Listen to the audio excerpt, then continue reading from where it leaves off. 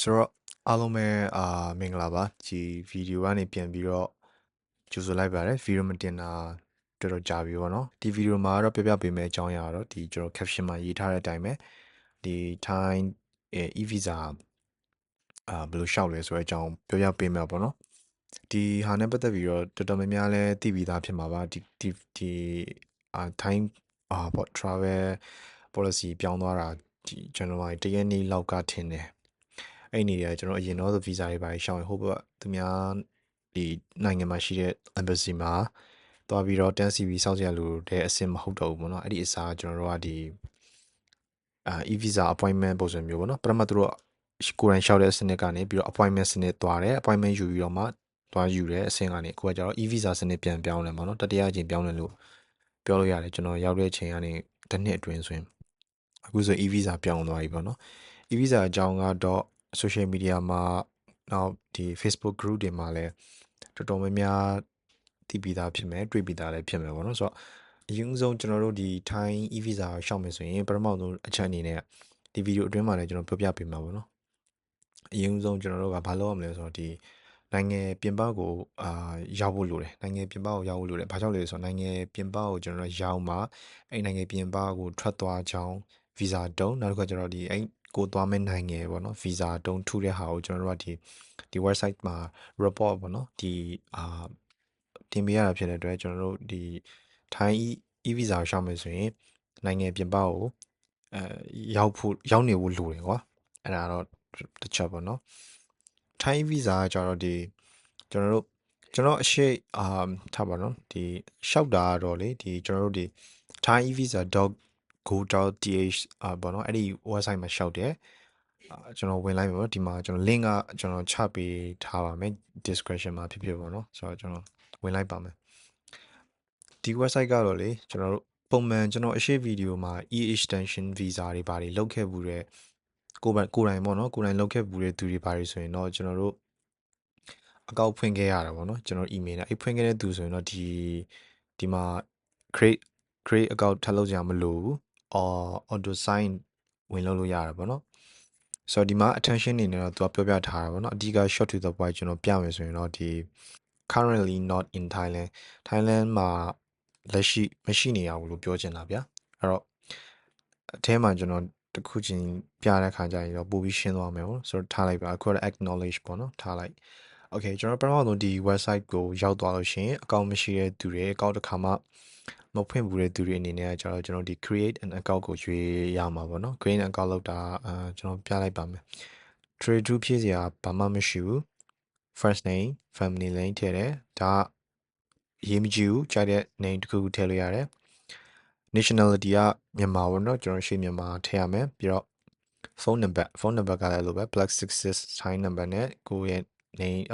ဖုန်းနံပါတ်ထည့်ပေါ့နော်ပြီးတော့ email ကကျွန်တော်တို့ဒီ reply ပြန်မယ် email ဆိုတော့ email ကို official သုံးတဲ့ email ထည့်ပိုကောင်းပါတယ် passport ထည့်မယ်ဒီတိုင်းဒီမှာလည်းအဲ့လိုပဲ passport ပေါ့နော် confirm passport ဆိုပြီးတော့အောက်မှာထုံးစံတိုင်းပေါ့ဒီ agree လုပ်ပြီးတော့ဒီသူပေးထားဟာပြင်ရထင်ပါတော့ဒီဟာတွေကလူတိုင်းသိပြီးသားဖြစ်တဲ့အချက်တွေဆိုတော့ရေးလဲမကြည့်ဘူးဆိုတော့မပြောတော့ဘူးဆိုတော့အဲ့လိုလုပ်ပြီးရင်တော့ create an account ဆိုရင် account ဖွင့်ပြီးသားဖြစ်သွားမယ်ပေါ့နော်ဆိုတော့ account ဖွင့်ပြီးတဲ့သူတွေကကျွန်တော်တို့အာ sign in ပေါ့နော်ဖွင့်ပြီးတဲ့သူတွေက sign in လုပ်ရမယ်ဖွင့်ပြီးသွားတဲ့သူတွေဆိုတော့ဒီ sign in မှာကျွန်တော်တို့ email ထည့်မယ်ပြီး passport ထည့်မယ်ပြီးဒီအောက်မှာသူပေးထားတဲ့ captcha ပေါ့နော်ဒီလေးကိုကျွန်တော်တို့ထည့်မယ်ပေါ့နော်ပြီးတော့ sign in ဝင်ပြီးလို့ရှိရင်ပထမဆုံးရောက်သွားမယ်ဒီသူရဲ့ဒီ dashboard ပေါ့ dashboard ကတော့ဒီတိုင်းပဲပေါ့နော်ဘာမှမရှိဘူးကျွန်တော်တို့အဲ့မှာ visa apply ရှောက်မှာဖြစ်တဲ့အတွက် applying for a new visa ပေါ့နော်ဒီကိုရွေးတယ်အဲ့မှာကျွန်တော်တို့အချက်ကဒီမှာ၄ဆင့်ရှိတယ်ပေါ့နော် check your eligibility applicant information not travel information and supporting documents ဆိုတဲ့၄ဆင့်ရှိတယ်ပထမဆင့်ကကြတော့ check eligibility ကကြတော့ကျွန်တော်တို့ရဲ့ဒီနိုင်ငံဘာညာပေါ့နော်ဆိုတော့ကျွန်တော်တို့ဘယ်နိုင်ငံသားလဲဘာညာဆိုတော့ကျွန်တော်မြန်မာဖြစ်တဲ့အတွက်မြန်မာကိုကျွန်တော်တို့ရွေတယ်ပြီးတော့ဒုတိယတစ်ခုကကြတော့ဘယ်လိုပြောမလဲ current location ပေါ့နော် current location လက်ရှိနေနေတဲ့ဘယ်ရောက်နေလဲပေါ့နော်ကျွန်တော်အဲ့မှာကျွန်တော်တို့ကလာအိုဒီမှာတခါလေးပြောမိခဲ့တာကျွန်တော်လာဗီဇာလျှောက်တာဖြစ်တဲ့အတွက်ကျွန်တော်လာအိုနိုင်ငံမှာရှိတဲ့ဒီဗီယက်ကျင်းမြို့ကိုကျွန်တော်ရွေးထားတယ်လာအိုမှာထိုင်းတန်ယုံ2ခုရှိတယ် တိပြီးသားလည်းဖြစ်မှာပါ VNG နဲ့super naked ဆိုပြီးရှိတယ်ကျွန်တော်တော့ဒီဗီဒီယိုမှာကျွန်တော်သွားလုပ်ခဲ့တဲ့ကျောင်းတငယ်ကြီးပေါ့နော်ကျောင်းတငယ်တွေကျွန်တော်သွားလုပ်ပြီးခဲ့တဲ့လာအိုရဲ့ VNG မှာရှိတဲ့ဟာကိုပဲလုပ်ပြပေးမှာပေါ့နော်ဆိုတော့သဘောတရားချင်းအတူတူပဲ VNG မှာဖြစ်ဖြစ် super naked ဖြစ်အတူတူပဲပေါ့နော်ပြီးတော့payment ကကြတော့ဒီကျွန်တော်တို့ဒီ visa လျှောက်ပြီးလို့ e-visa လျှောက်ပြီးလို့ရှိရင်ပတ်စံပေးတဲ့ဟာကကြတော့ကျွန်တော်လူကိုယ်တိုင် cash နဲ့တန်ရုံးမှာ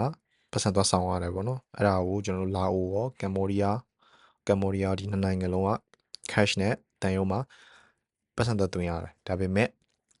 VNN ကြတော့ကျွန်တော်တို့ဘယ်လိုပြောမလဲ online ကနေ payment ချေလို့ရတယ်ပေါ့နော်ခုနက visa လို့ credit card တို့ဘာလို့ညာလို့နဲ့ပေးလို့ရတယ် VNN ကြတော့ဆိုတော့လူကိုယ်တိုင်တော့ကြမလို့အချိန်ကုန်တက်တာရပေါ့ဗျာ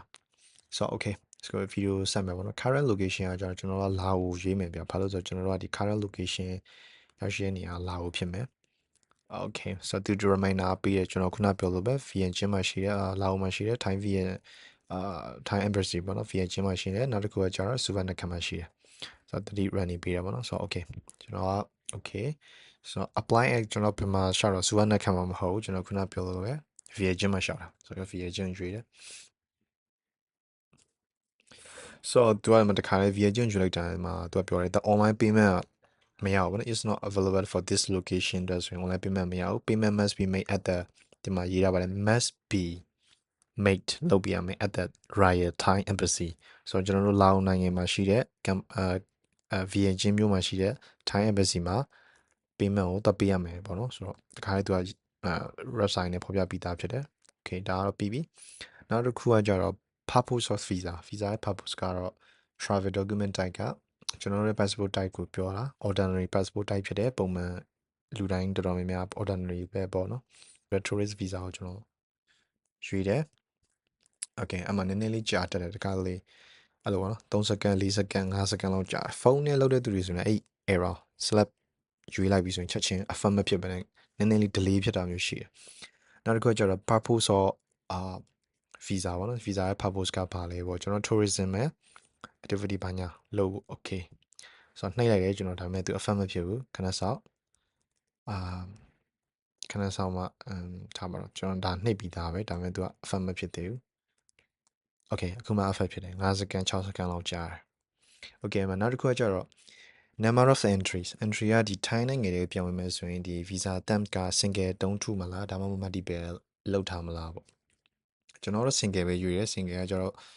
ပုံမှန်ပေါ့နော်ပတ်စံထပ်ပေးကြမလို့ multiple ဆိုရင်တော့ကျွန်တော်3 4 5ထောင်လောက်ရှိမှထင်တယ်ကျွန်တော်ဈေးမမှတ်မိဘူးအဲ့ဒါဆိုရင်တော့ကျွန်တော်တစ်နှစ်အတွင်းမှာအချိန်ပေါင်းခဏဝင်လို့ရတယ်ဘယ်နှခေါက်လဲတော့ကျွန်တော်မသိဘူးအဲ့လိုကျွန်တော်တော့မလို့ပေါ့နော်လိုတဲ့သူတွေဆိုရင်တော့ဝင်လိုက်ထွက်လိုက်အမြဲတမ်းလုံးမဲ့သူဆိုရင်တော့တခါဒီမှာဒီပဲရွေးလို့ရတယ်ဆိုတော့ကျွန်တော် single ပဲတခါပဲဆိုတော့ single ပဲရွေးမယ်delay ဖြစ်တယ်เนาะဒီမှာတွေ့တဲ့အတိုင်းပဲ delay ဖြစ်တယ်ချက်ချင်း affirm မဖြစ်ဘူးကျွန်တော်ရွေးပြီးပြီစိတ်ပူကြမလို့သူ website ကကြောင်နေတာအဲ့တော့ဖုန်းနဲ့လည်းဖြစ်တတ်တယ်အဲ့လိုမျိုး single ကိုရွေးတယ်ပြီးတော့ niche ပေါ့နော်နောက်တစ်ဆင့်သွားမယ်ပေါ့နော် niche ကကြတော့ဒီမှာကျွန်တော်တို့ဓာတ်ပုံပေါ့နော်ကျွန်တော်တို့ဒီ6လအတွင်း less than 6 month အတွင်းရိုက်ထားတဲ့3 megabyte size ရှိတဲ့ဒီကိုယ့်ရဲ့ပုံကျွန်တော်တို့က upload လုပ်ပြန်မှာကျွန်တော်ဒီအရင်တော့ကျွန်တော်ရိုက်ထားတဲ့ပုံစုပ်ပုံကိုကျွန်တော်နမူနာအနေနဲ့ upload လုပ်လိုက်တယ်ပြီးတော့ဒီဘက် channel က upload လုပ်ပြရမှာဟာကျွန်တော်တို့ရဲ့ဒီ passport ရဲ့ဒီ biography page ကိုရိုက်ထားတဲ့ဓာတ်ပုံပေါ့နော်သူလည်းအဲ့လိုပဲ3 megabyte size ပေါ့နော်အဲ့ဒီ bio page ကိုကျွန်တော် upload လုပ်လိုက်ပြီဆိုတော့သူကဒီ auto suggest အနေနဲ့ဒီ review and confine ဆိုတဲ့ box လေးတက်လာတယ်အဲ့မှာသူကတော့အဓိကဘာကိုပြောချင်တာလဲဆိုတော့ဗျာကျွန်တော်တို့ကိုယ့်ရဲ့ information တွေမှန်လားဒီမှာ last name sex mail national ဒီကမြန်မာဘာညာ information တွေကိုပုံမှန်ဆို menu ရိုက်ထည့်ရတယ်ကွာသူကအဲ့ဒါကိုသူက auto suggest အနေနဲ့ပေါ်လာတဲ့ဟာကိုကျွန်တော်က add to application ကိုရွေးလိုက်ရင်တော့ auto အောက်မှာဖြည့်ရမယ့် form တွေမှာ auto သူကသူဖြည့်သွားပေးတယ်ဒါပေမဲ့ကျွန်တော်ကတော့ manual ပဲဖြည့်မယ်ပါမှားနိုင်တဲ့အတွက် manual ပဲဖြည့်မယ်အဲ့တော့ဒါတွေကကျွန်တော်ယောက်ျား Mr ဖြစ်တယ် May ယောက်ျားလေး first name Tara okay saying family name ဦး okay phone number ကအဲ့လိုပေါ့ကျွန်တော် Thai နံပါတ်နဲ့ဆိုတော့66ပေါ့အဲ့မှာကျွန်တော် phone number blah blah blah blah blah blah blah blah ထည့်လိုက်တယ် okay နောက်တစ်ခုကကျွန်တော်ရဲ့ email ပေါ့နော် email ကတော့ဒီ official mail ပေါ့ official မေးယူထည့်တယ်ပြီးတော့ nationality ကလည်းခုနကလိုပဲမြန်မာပေါ့ sorry my မြန်မာကိုထည့်တယ်ဆိုတော့တခြား nationality ကင်ထားတာရှိလားတဲ့ကျွန်တော်မရှိဘူးရှိရသူဆိုရင်တော့ yes ထည့်နေတယ်ထည့်ပေါ့ကျွန်တော်မရှိတော့မထည့်ဘူး nationality at bat ဘယ်မှာမွေးတာလဲဆိုတော့ကျွန်တော်တို့ထုံးစံနိုင်မယ်မြန်မာမှာမွေးတယ်ဆိုတော့ place of birth nationality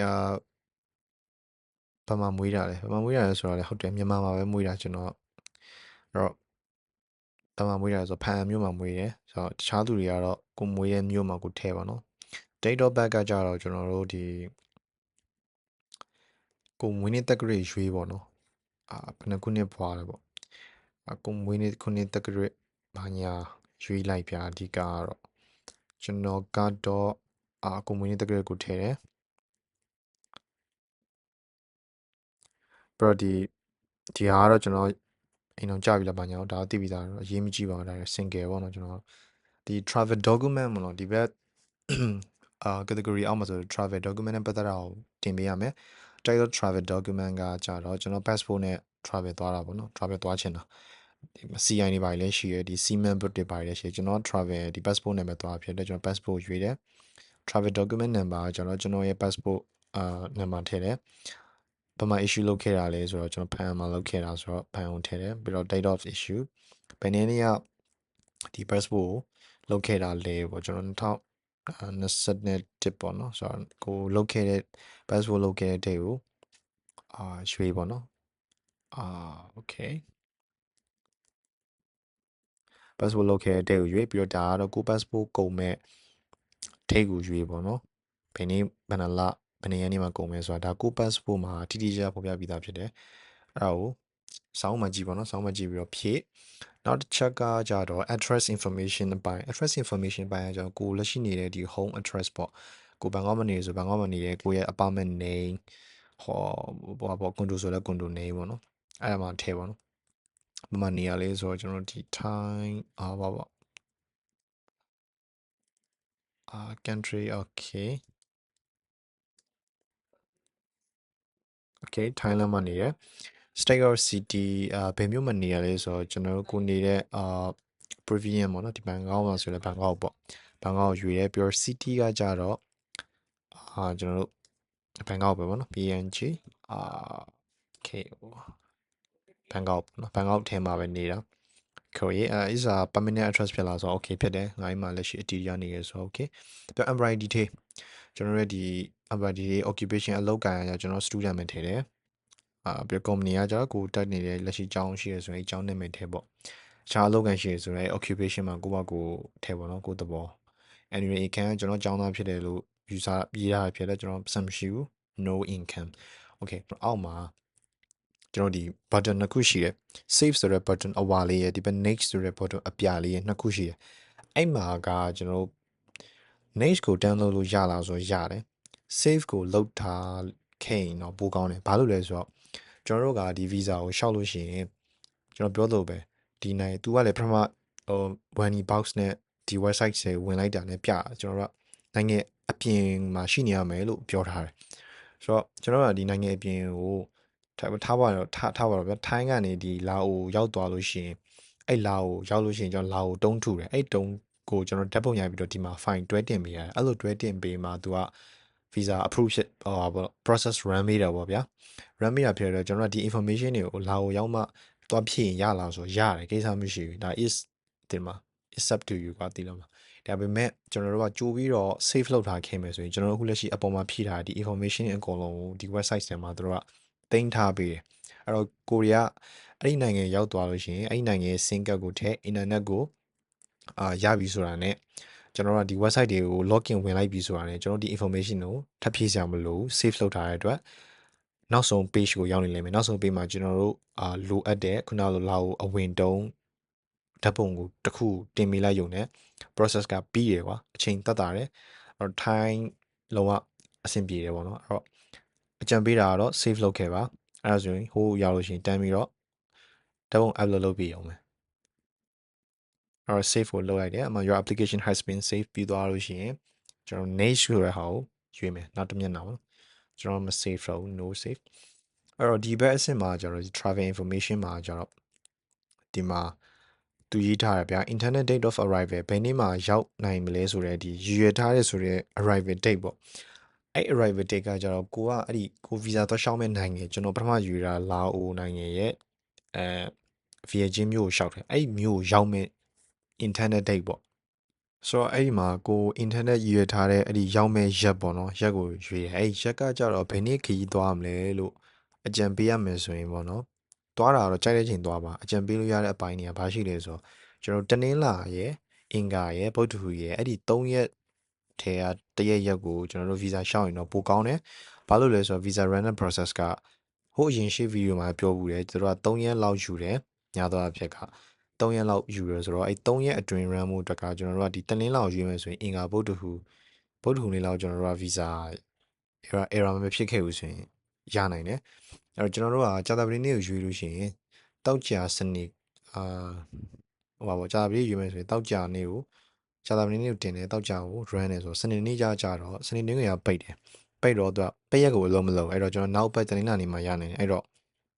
အဲ့တော့ဆိုတိမှာပါအဲ့တော့ visa run လို့ရှိရင်တနင်္လာအင်္ဂါဗုဒ္ဓဟူးရေအကောင်းဆုံးပဲအဲ့တော့ခီးသွားလို့ရှိရင် Sunday Monday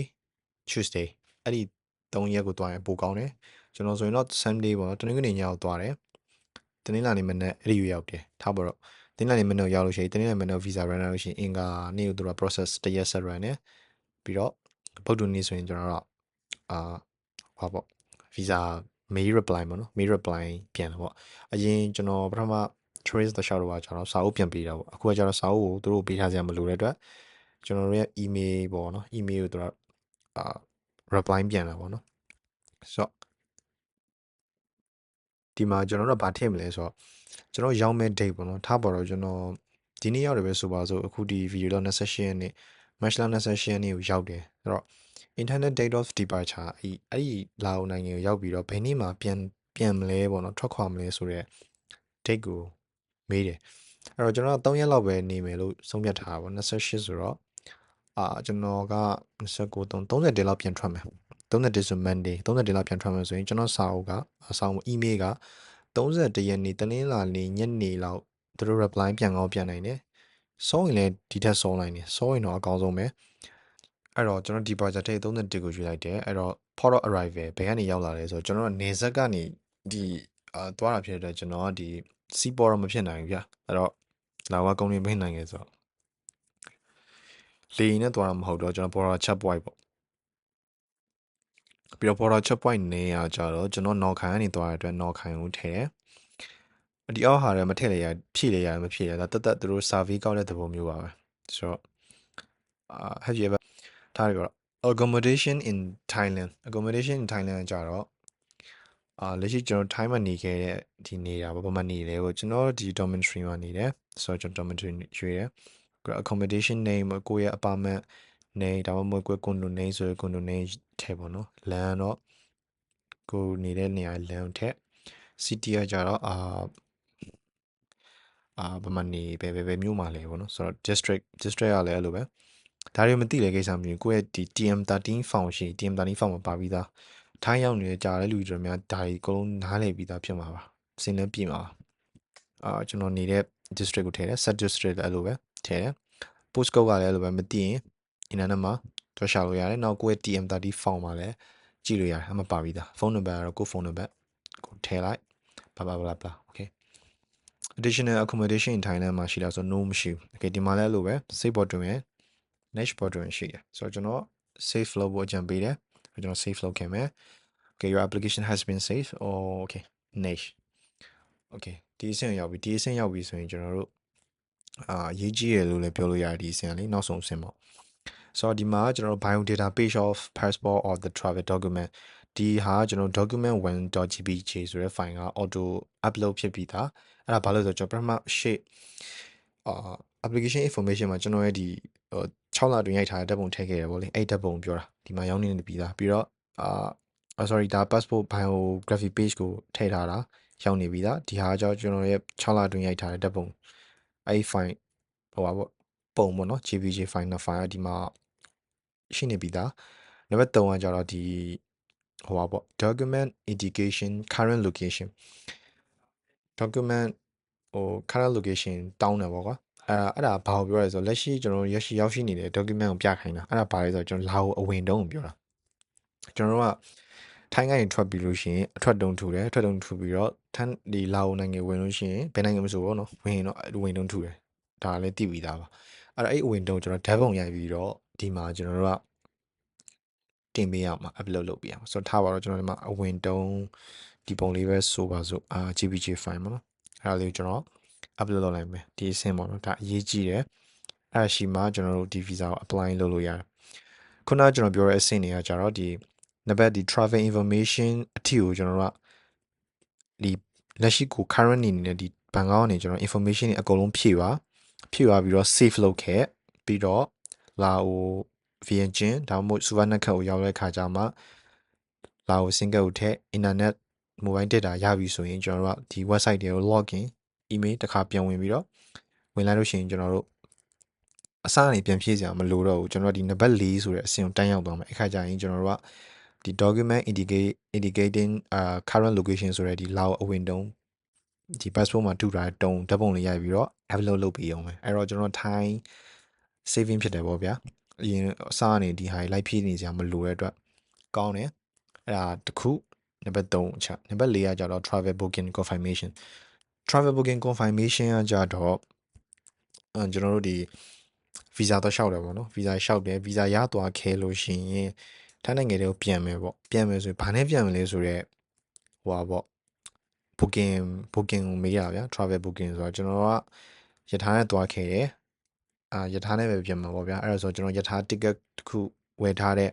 file ကိုကျွန်တော်ကသူတို့ upload လုပ်ပေးရမှာအဲ့တော့အဲ့မှာကပြောစရာနည်းနည်းရှိတယ်ကိုကကားနဲ့ပြန်မယ်ဆိုရင်တော့ကားလက်မှတ်ပေါ့လေယထာနဲ့ပြန်မယ်ဆိုရင်တော့ယထာလက်မှတ်ပေါ့အဲ့ယထာနဲ့ပြန်မယ်သူတွေကကြောက်ယထာကဒီလာအိုကနေထိုင်းကိုဈေးအသက်တာဆုံး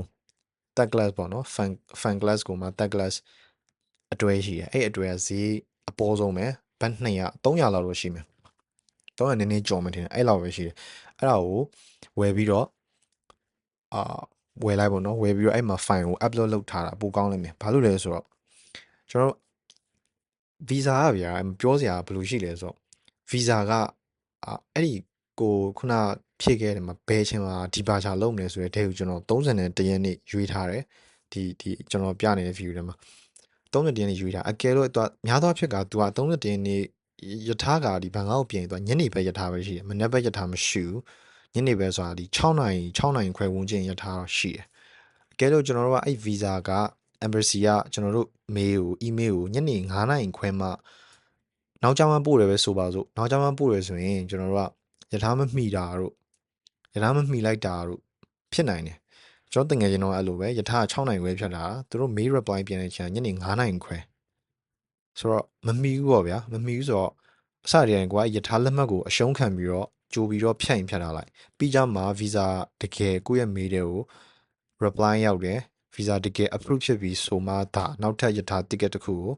ကိုတကယ်ပြန်မရက်ကိုတကယ်ဆုံးဖြတ်ပြီးတော့ဝယ်လိုက်တာပိုကောင်းတယ်အဲ့တော့ယထာလက်မှတ်ပို့200ကျော်300ကျော်လောက်တော့ထားပါတော့300ကျော်လောက်ရှိမှထင်တယ်ဈေးအပေါ်ဆုံးပါနော်အဲ့ဒါကိုဝယ်တင်တယ်ဝယ်ပြီးတော့အရှုံးခံလိုက်ပါအဲ့ဒါတော့အဆင်ပိုပြေမယ်ပေါ့နော်မဟုတ်လို့ရှိရင်ရင်တမမနဲ့ယထာထွက်တော့မယ်ဗီဇာမရသေးဘူးဆိုရင်အဆင်မပြေဘူးဗီဇာမရဘဲနဲ့ထိုင်းနိုင်ငံတွေဝင်လို့လည်းရမှမရအဲ့တော့ကြံပေးတာအရှုံးခံလိုက်ပါအဲ့လက်မှတ်ကိုလေဘယ်တော့မှမရှိတာဆိုတော့နောက်တစ်ခုကကြတော့နံပါတ်3ဆင်ပြီးပြီပေါ့ဗျာsorry နံပါတ်3ဆင်ပေါ့နံပါတ်4ဆင်အဲ့တော့ကျွန်တော်ကထားပါတော့ယထာလက်မှတ်ဝယ်ထားရဲဆိုပါစို့ဝယ်ထားတော့ကျွန်တော်တင်လိုက်တယ်ဗျာယထာလက်မှတ်ကိုတော့ GPG file နဲ့ပဲတင်ခိုင်းတယ်ပေါ့နော်ယထာလက်မှတ်တွေပါတယ် okay အဲ့ဆိုနံပါတ်4ဆင်ကလည်း done ပြီးသွားပြီ okay နံပါတ်5ပေါ့နော် proof of accommodation in Thailand ပေါ့နော် okay ကျွန်တော်ဒီ travel visa approve လည်းဖြစ်သွားပြီကျွန်တော်ဘာနဲ့ပြန်ဝင်မလဲဆိုတော့ ticket ကိုလည်းပြပေးပြီဆိုရင်ကျွန်တော်ဒီသူ့နိုင်ငံတွေရောက်သွားပြီဆိုရင်ဘယ်မှာနေမလဲဆိုတော့ဒီဟိုပေါ့ booking ပေါ့ hotel ပို့ဆိုရင် hotel booking apartment ငှားရဲဆိုတော့ accommodation ဆိုတော့ accommodation စာရုပ်စာတမ်းတွေပေါ့နော်အဲ့ဒါပြပေးရမယ့်နေရာပေါ့ဗျာတင်ပေးရမယ့်နေရာ upload လုပ်ပေးရမယ့်နေရာအဲ့ဒီမှာကျွန်တော်ကhotel booking ပေါ့နော် hotel booking လောက်ထားတယ်ဆိုတဲ့ပုံစံမျိုးနဲ့ upload လုပ်ပေးရမှာဗျာအဲ့တော့ hotel booking ကကြတော့ဘယ်လိုရှိလဲဆိုတော့အာပတ်စံပေးကြမလို့အရင်တော့ဆိုတော့ပွဲစားရည်နဲ့တော်တော်များများအပ်ကြပါတယ်အဲ့ဒါတော့အရင်ခစ်စားခဲ့တယ်ဒါပေမဲ့ကိုယ်တိုင်လုပ်လည်းရပါတယ်ဒီအကူရာတို့ဘာလို့မှဒီ search ဆိုတဲ့နေရာမှာ filter လေးရှိတယ်အဲ့ filter လေးဆိုတဲ့နေရာမှာ pay at hotel တို့ pay at later တို့အဲ့လိုမျိုးရွေးလို့ရတယ်အဲ့လိုရွေးပြီးတော့ filter မှာအဲ့လိုမျိုးရွေးပြီးတော့ hotel ရှာလိုက်အဲ့လိုမျိုးလုပ်ပေးတဲ့ pay at hotel မှာ hotel ရောက်မှပတ်စံပေးတာတို့ဘာလို့အဲ့လိုမျိုး hotel မျိုးရှိလို့ရှိရင်ကျွန်တော် hotel ဖြတ်လိုက်ပဲအပေါ်တကယ်မှာထားပါတော့4 5 10ရက်လောက်ဖြတ်လိုက်ပတ်စံပေးကြမလို့ဗျာဖြတ်လိုက်ပတ်စံဖြတ်ဟိုပါပေါ့ booking ရိုက်လိုက် booking ရိုက်ပြီးလို့ရှိရင်ကျွန်တော်တို့အဲ့ဟာကိုကျွန်တော်မေးရနေကျွန်တော်တို့လည်းAgodaကနေကျွန်တော်အခန်း booking လုပ်ထားရဆိုတော့ PDF file ဒါမှမဟုတ်လည်း JPG file ပို့လာလိမ့်မယ်ဗျာအဲ့ file ကိုကျွန်တော်ဒီမှာ upload လုပ်ပေးရမှာဖြစ်တယ်ဆိုတော့ဒီမှာကတော့ကျွန်တော်နမူနာဖြစ်တဲ့အတွက်တခြားပုံတစ်ပုံကိုပဲကျွန်တော်တင်လိုက်တယ် JPG file ပဲเนาะဆိုတော့ဒါပဲပေါ့နော်ဒီ supporting document file ကအရေးကြီးတယ်နံပါတ်1ကတော့ကျွန်တော်ရဲ့ဓာတ်ပုံပေါ့နော်ဒီ biography passport biography page ပုံနောက်တစ်ခုကကျွန်တော်ရဲ့ပုံနံပါတ်3ကလာအိုအဝင်တုံးထူထားတဲ့ဓာတ်ပုံနံပါတ်4ကကြတော့ပြန်မဲ့ ticket ဓာတ်ပုံနံပါတ်5ကကြတော့ကျွန်တော်တို့ထိုင်းရောက်လို့ရှိရင်ဘယ်မှာနေမလဲဆိုတော့ booking လုပ်ထားတဲ့ဓာတ်ပုံပေါ့နော်ဆိုတော့ဒါပဲပြီးရင်တော့ကျွန်တော်တို့ save လုပ်လို့ရတယ်နောက်တစ်ခုကပြီးရင်တော့ turn ပေါ့နော်ဆိုတော့အဲ့အောင်ပြီးမှတော့ဒီ podcast pod လေးpod app လေးတစ်ခုလေးတက်လာတယ်အဲ့မှာကျွန်တော်ရဲ့declaration ပေါ့နော်ကြော်ညာချက်ကမင်းအဲ့ဒီမှာထည့်ရတဲ့ information တွေဘာတွေညာတွေကမှန်လားမမှန်ဘူးလားဆိုတာကိုမေးတာအကယ်အမှန်မထည့်ခဲ့ဘူးဆိုရင်ပြဿနာရှိရဆိုတဲ့အကြောင်းကိုပြဿနာရှိနိုင်တယ်ဆိုတဲ့အကြောင်းတော့ declaration ကြော်ညာထားဖြစ်တယ်ကျွန်တော်တို့ဒီမှာ date တွေမမိုင်းထည့်ခဲ့တယ်ကျွန်တော်တကယ် visa လျှောက်တာမဟုတ်တော့ကျွန်တော်လွယ်ထည့်ထားတယ်ဆိုတော့ဒီအဆင့်ကကြတော့ပုံမှန်ဆိုရင်တော့တကယ် visa လျှောက်ရသူဆိုရင်တော့ဒီအဆင့်တက်လာလို့ရှိရင်တော့ okay တယ် fine တယ် okay တယ်ပြီးလို့ရှိရင်ကျွန်တော်တို့ကဒီ SF and confine ကိုနှိပ်ပေးရမယ်ပေါ့နော်ဒီ video မှာတော့ကျွန်တော် SS and confine ကိုကျွန်တော်မရွေးတော့ဘူးရွေးလိုက်ရင်အဆင်မပြေဘူးပေါ့လေနော်ကျွန်တော်ရဲ့ဒီတကယ်ဒီမှာဖြည့်ခဲ့တဲ့ document information form တွေအကုန်လုံးကသူတို့ရဲ့ဒီ server တွေကိုကျွန်တော် upload လုပ်တင်ဒီလိုဖြစ်သွားမှာပေါ့နော်ဆိုတော့အဆင်မပြေဘူးအဲ့တော့ကျွန်တော်ဒီနေရာမှာကျွန်တော် video ဒီအထိပဲလုပ်ပြမှာเนาะအဲ့တော့ပုံမှန်ဆိုရင်တော့ဘာဆက်ဖြစ်မလဲဆိုတော့ accept and confirmation ကိုကျွန်တော်နှိပ်လိုက်လို့ရှိရင်ကျွန်တော်က submit လုပ်မလားဆိုပြီးတော့တေချာပြီလားဘာညာပုံစံမျိုးနဲ့မေးတာပေါ့ဗျာမေးလို့ရှိရင်ကျွန်တော်တို့က submit ကိုရွေးလိုက်လို့ရှိရင်သူပြီးသွားပြီပြီးလို့ရှိရင်သူဒီကျွန်တော်တို့ website ရဲ့ပထမဆုံးစာမျက်နှာကိုပြန်သွားပြီးလို့ရှိရင်ကျွန်တော်တို့ပတ်စံရွေးတဲ့နေရာလေးရှိတယ်ဘယ်လိုခေါ်မလဲဒီ visa approve ဖြစ်ကြောင်းကိုဒီဘယ်လိုခေါ်မလဲ visa approve မဟုတ်ပါဘူး sorry visa ကိုပတ်စံဒီကျွန်တော်တို့ဒီ visa လျှောက်တာကိုဘတ်တစ်ထောင်ပေးရတာဗျာအဲ့ဘတ်တစ်ထောင်တော့ငွေသားနဲ့ cash နဲ့ပေးရမှာအဲ့ cash တစ်ထောင်ကျွန်တော်က pay at embassy လားမသိအဲ့လိုတရွေးပေးရမှာဗျာ pay at embassy ကို